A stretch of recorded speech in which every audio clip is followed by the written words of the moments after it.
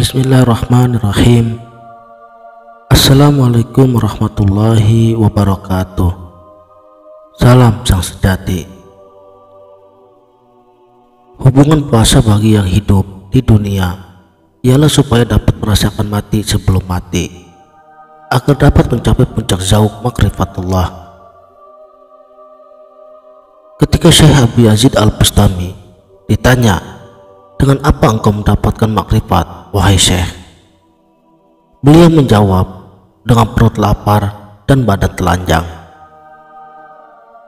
Sabda Rasulullah Muhammad Shallallahu Alaihi Wasallam yang artinya, segala sesuatu mempunyai pintu, dan pintunya ialah ibadah puasa. Apabila hamba telah bertekad untuk mengenal Allah, ingin mendekatkan diri kepadanya, dan ingin mengikuti kehendaknya, pastilah dia akan dihadang oleh berbagai ujian. Agar dapat melewati ujian itu, salah satunya ialah dengan berpuasa. Puasa yang dimaksud bukanlah hanya menahan makan dan minum atau menahan syahwat di siang hari, tetapi puasa yang berkaitan dengan hati, yaitu menjaga panca indera dari sesuatu yang sia-sia. Contohnya, mulutnya tidak menggunjing, marah, telinganya tidak mendengarkan sesuatu yang negatif, dan matanya tiada melihat sesuatu yang negatif. Tangan dan langkah kakinya selalu dijaga. Hatinya tidak berpikir negatif terhadap orang lain. Juga ia menjauhi kesenangan berupa nafsu dan juga penyakit syubhat. Rasulullah Shallallahu Alaihi Wasallam bersabda, "Anta mutu qabla mautu." Matikanlah dirimu sebelum kamu mati. Mati yang dimaksud oleh Rasulullah Muhammad Shallallahu Alaihi Wasallam bukan mematikan dirimu selagi hidup atau mematikan raga, yaitu berpisahnya nyawa daripada jasad, tetapi matikan dirimu dari tahap mati yang pertama, yaitu mati tabi'i, matinya panca indera menyatu hati pada Allah, yaitu mengekang seluruh hawa nafsu yang cenderung mengajak pada jalan keburukan, lalu meluruskan nafsu itu ke arah jalan kebaikan. Maka hati dan panca inderanya benar-benar akan menjadi bersih, dan dia pun akan merasakan mati yang pertama, yaitu mati tabi'i.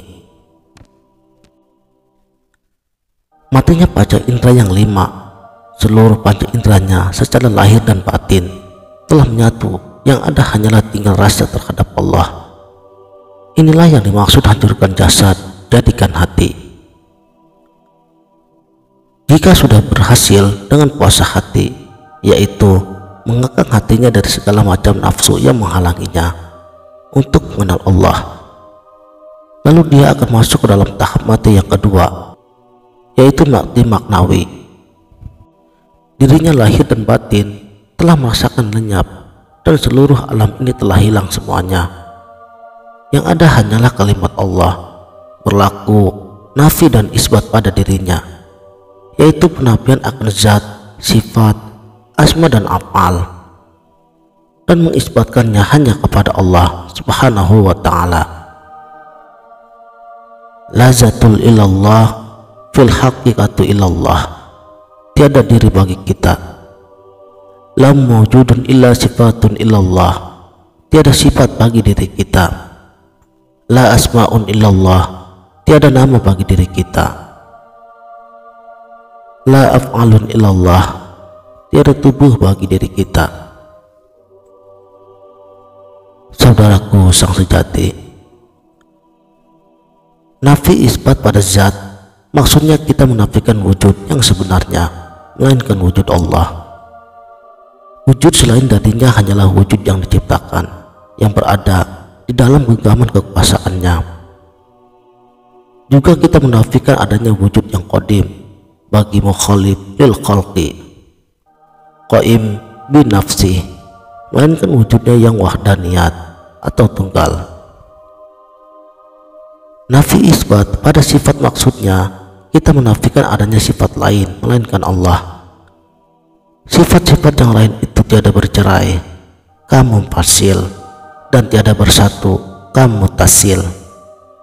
Dengan ketunggalan sifat Allah, tiada yang bersifat dengan kudrat, iradat, ilmu, hayat, sama, basar dan kalam melainkan Allah.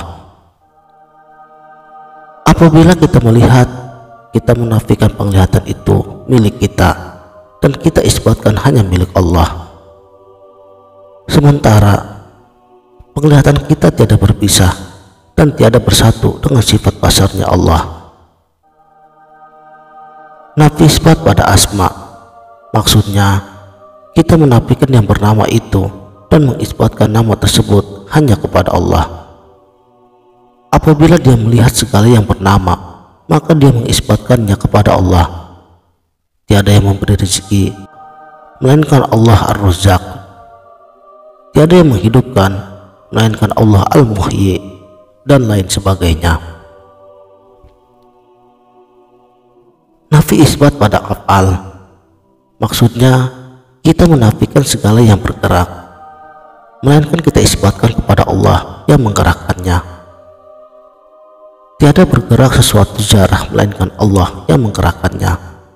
Segala apa yang berlaku adalah kodok dan kodarnya.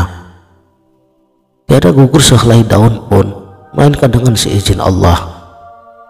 Maknanya, setiap perbuatan berlaku tiada berpisah dan bersatu dengan kelakuan Allah. La tataharraku zahratun illa biiznillah. Setelah itu barulah dia akan masuk ke dalam mati yang ketiga, yaitu mati sirri, yaitu perasaannya telah lenyap, yang ada hanya nur semata-mata. Orang yang telah sampai kepada makom sirri, dirinya telah fana, dia sudah putus dari rasa merasa, karena dia telah mengisbatkan dirinya pada Sang Khalik. Jika telah karam di makom ini, maka dirinya telah fana pada sejatinya hidup, karena terliputi oleh sifatnya. Adapun sempurnanya dari semua kematian itu ialah mati hisi, yakni dia telah baqo, tiada tahu dia akan fananya, yakni dalam arti ia telah fanaul fana, dia telah baqo, kekal bersama zatnya. Kehambaannya tiada menandingi ketuhanannya, dan ketuhanannya tiada melupakan kehambaannya. Infisalnya atau keterpisahannya tiada menandingi jam'inya, dan jam'inya tiada melupakan farqi infisalnya. Tiada dia hidup kecuali dilihat hanya dia yang nyata, hanya zat yang mewujud. Zat itu adalah aku. Innani anallaha la ilaha illa ana fa'budni aqimis shalah. Wallahu a'lamu bishawab. Sekianlah, semoga bermanfaat. Wassalamualaikum warahmatullahi wabarakatuh.